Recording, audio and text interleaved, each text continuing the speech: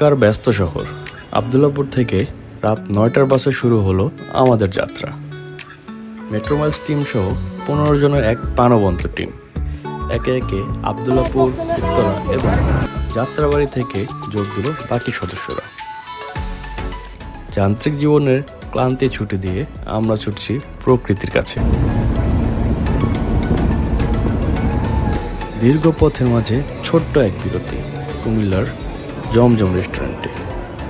একটু ফ্রেশ হওয়া, এক কাপ চা আর হালকা খাবারে নতুন করে শক্তি নিয়ে আবার পথে।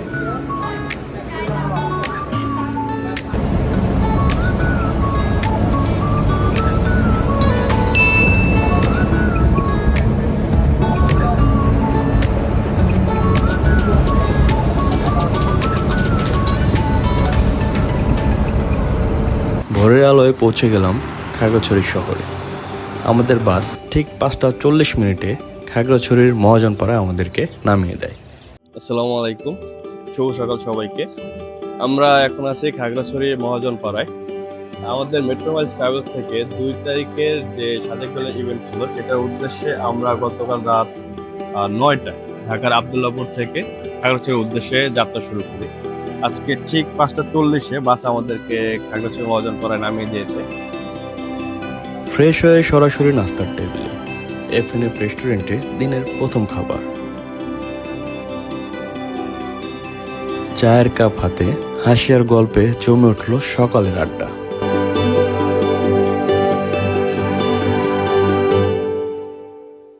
এবার পাহাড়ের ডাকে সাড়া দেওয়ার পালা। আমরা এখন আমাদের যে নির্ধারিত চাঁদের গাড়ি ছিল সেটি নিয়ে আমরা বাগেরহাট আর্মি ক্যাম্পের উদ্দেশ্যে রওনা হচ্ছি। আর আমাদের সাথে এই গাড়ির চালক হিসেবে আছে অঙ্গজয় দাদা। অঙ্গজয় দাদার চাঁদের গাড়িতে চড়ে শুরু হলো সাজেকের পথে আমাদের আসল অ্যাডভেঞ্চার।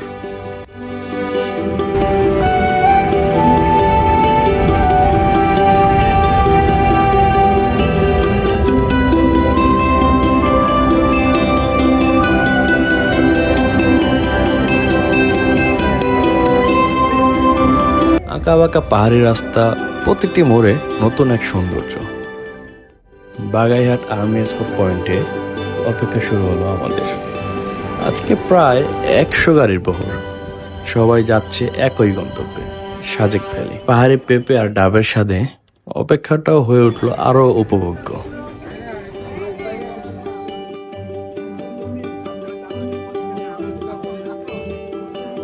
শুক্রবার সাজেকের উদ্দেশ্যে প্রায় ১০০-র মতো গাড়ি আছে এখানে। সবগুলো গাড়ি আজকে সকালে স্পটে সাজেকে যাচ্ছে। এখানে আসার পর যেগুলো ফর্মালিটিস আছে, যেমন প্রত্যেকটা টুরিস্টের গাড়ির জন্য একটা করে টোকেন কালেক্ট করতে হয়, সেটা আমরা অলরেডি কালেক্ট করে রাখছি। আর এখন আর্মিদের সিগন্যাল পাওয়ার পরে আমরা এখান থেকে যাত্রা শুরু করতে পারবো।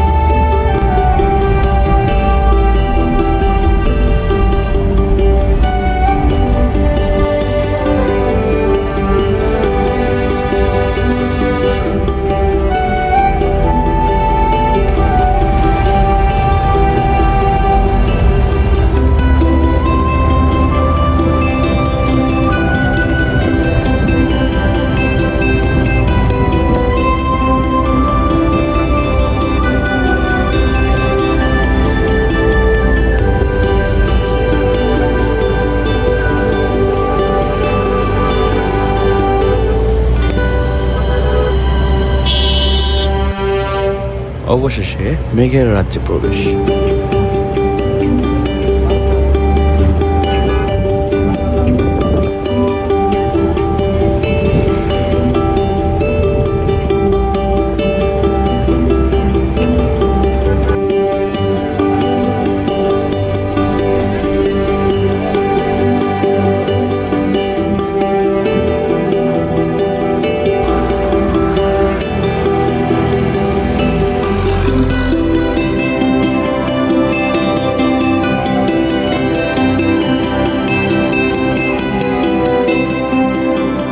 পাহাড়ের বুকে ভাসমান এক স্বপ্ন এই সাজেক।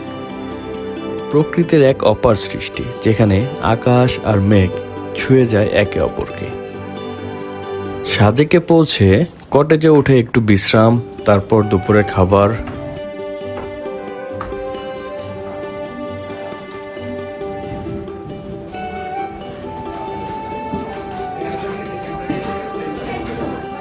দুপুরের খাবারের মেনুতে ছিল ব্যাম্বো চিকেন, সাথে সবজি, ভর্তা, ডাল আরও কয়েক পদের খাবার।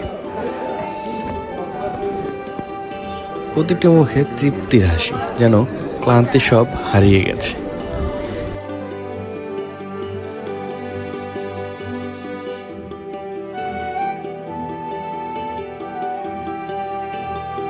দুপুরে যখন পৌঁছেছিলাম তখন ছিল তীব্র রোদ, কিন্তু বিকাল গড়াতেই কটেজের বারান্দা ভরে উঠতে লাগলো সাদা মেঘে। প্রকৃতি যেন হঠাৎ করেই বদলে দিল দৃশ্যপট। এই রূপ ভাষায় প্রকাশ করা যায় না। ওয়েদারটা তো আপনারা দেখতেই পাচ্ছেন এই পাশে। এই পাশটা হচ্ছে বাংলাদেশের ভিউটা। আমাদেরকে যদি আজকের ভিউটা দেখাই তাহলে দেখতে পারবেন এই পাশটা। একটু ভিডিওটা দেখাও ওদিকে।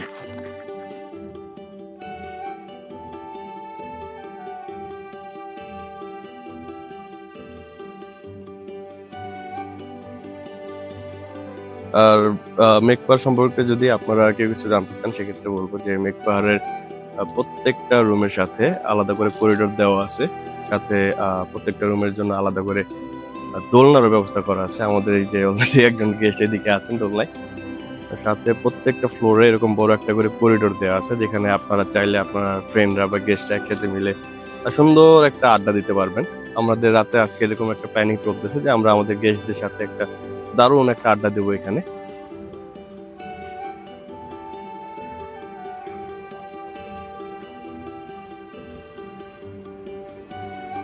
পরবর্তীতে আপনারা যদি কেউ আমাদের সাথে সাজেক ট্যুরে আসার জন্য ইন্টারেস্টেড থাকেন, সেক্ষেত্রে আমাদের পেজে দেওয়া আমাদের কন্ট্যাক্ট নাম্বার অথবা হোয়াটসঅ্যাপ নাম্বারে যোগাযোগ করতে পারবেন। রাত নামতেই শুরু হলো অন্য এক আয়োজন, বারবিকিউ, গরম পরোটা আর লাইভ গানের আড্ডা।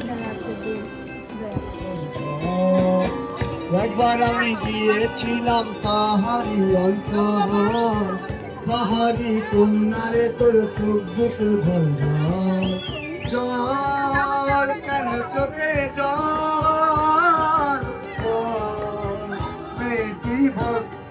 চাঁদনি রাত, পাহাড়ি বাতাস আর সাথে প্রিয় মানুষেরা, মুহূর্তগুলো হয়ে উঠল অমূল্য। রাত ঠিক 12টার পর অপ্রত্যাশিত এক জাদু। ঘন মেঘ নেমে এলো, ঢেকে দিল সাজেকের রাস্তাগুলো আর আমাদের কটেজ। চারপাশে শীতল রহস্যময় এক পরিবেশ, যেন আমরা মেঘের ভেতর হারিয়ে গেছি।